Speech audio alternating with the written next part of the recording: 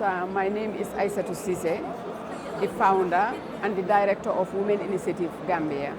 I am from Gambia to come and attend the conference in Dubai, Saja. I am so proud to be part of the team. So my second name, the nickname that they call me is Queen of Africa, Queen of Plastic in Africa. So behind it is, it's a long story that I think if I want to go through that, it takes a lot of time. But I want to explain to the viewers that my family, they are polygamists from a poor family from Mali who came to settle in the Gambia. And when that happens, they call you so many names because we are poor and we are like refugees. So there are so many names that they were calling me. And then based on that, I decided to work with waste because I understand it's a problem. And I also want to use it as a umbrella to be able to get access to the women that I want to work with. Because when I started the project, the men within my community, they were not agreed with the idea because they were not sure of where I want to go. What they were thinking is if I empower the women, they will not respect them as their husbands. And that is not the scene behind it. The scene behind it is I was trying to make sure that women, they have responsibilities. Women, they have generate money. And the money that they're generating, they can share it with their husbands to be able to build their families better. So at the end of the day, working with the waste, that's why they call me the Queen of Plastic.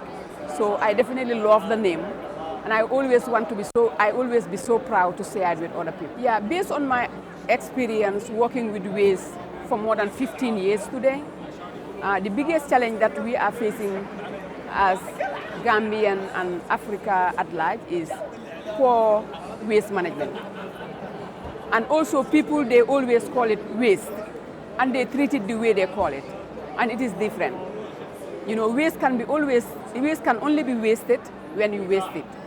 But waste can be something that we can turn, and it can make people to get money. It can help people to generate money. And at the same time, it will help us to love our environment because we need to value the environment. If we don't love the environment, we will not be able to participate towards managing the environment. And if we don't manage the environment, we will not have good health. And people need to understand that. And everyone is talking about climate issues, climate change, climate crisis. But we need to act now. People talk a lot. Now what we need is people need to act.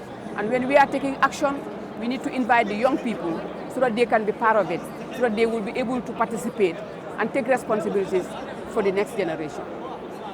Yeah, let's look at the scenario that we are talking about. We are talking about waste.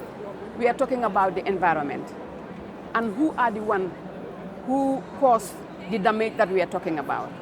It's generally the whole world. And what we are advocating right now is not a different world. We are trying to advocate for how to manage the one world that we share, the one earth that we share. And you look at the development countries, they have a lot of, carbon that they create. They burn a lot of gases. They create a lot of damages towards the environment that we are talking about. How can we come together and collaborate to support each other so that we can fix the problem that we are talking about? If we don't fix the problem that we are talking about, that is the climate crisis, it will not only affect the African people, but it will affect the whole world. Because the whole world, we share one earth. And if Gambia have problem, Senegal will have problem. And if Senegal have problem, Washington DC can have problem. So what I'm trying to say here is people who have money, who have opportunity to have funding, let them try to help those who have the action, those who get ready to take action, so that at the end of the day, we'll be able to, call it a story. Like the climate crisis that we are talking about, we will call it a story. My future goal about recycling in Africa is we need to share the experience that we have. Every particular country in the world, they need to have a recycling system that will go to teach the young people. Because the problem that we are talking about, we cannot end it just like us. We need to include the young people because they are the ones whom we are going to hand over the next generation. They need to know the problem that we are talking about, and they need to know how dangerous it is if we don't take action now.